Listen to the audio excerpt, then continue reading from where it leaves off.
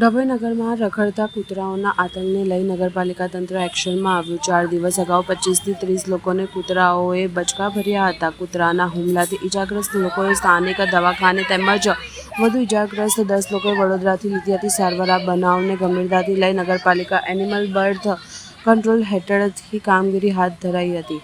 ડભોઈ નગરમાં રખડતા શેરી કૂતરાઓના આતંક વધ્યો હોય નગરપાલિકાને મળી હતી ફરિયાદો। વડોદરાથી સંસ્થાની કામગીરી આરંભી 20થી વધુ કૂતરાઓને પકડી લઈ જવાયા। નગરપાલિકા ચીફ ઓફિસર જે કિશન તડવીએ જાગૃતતા દાખવી કૂતરા પકડનારની ટીમને કામે લગાડી કૂતરાને પકડાવી તેમજ રસીકરણ અને ઘસીકરણની કામગીરી વડોદરાની સંસ્થાએ સોંપતા ડભોઈના અલગ અલગ વિસ્તારમાંથી 20થી વધુ રખડતા શેરી કૂતરાઓને જેટલા કૂતરાઓને પકડી લેવાયા।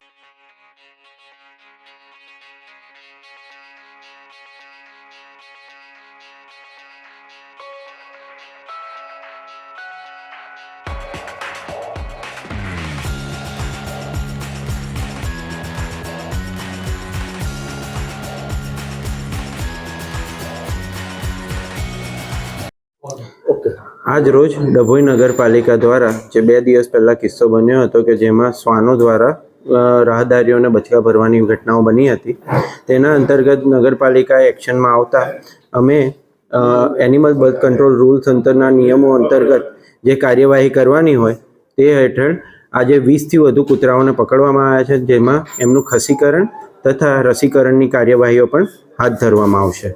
કેટલા કૂતરા પકડવામાં આવે છે? 20થી વધારે। અને સાહેબ ગાયોનું શું કરવાનું? ગાયો માટે પણ અમે આ એક્શન પ્લાન બનાવીને તૈયાર કર્યો છે, જેની અંતર્ગત અમે જે નવા ટેન્ડર ને એ બધું કરવાનું હોય તેની પ્રક્રિયા હાલ ચાલુમાં છે।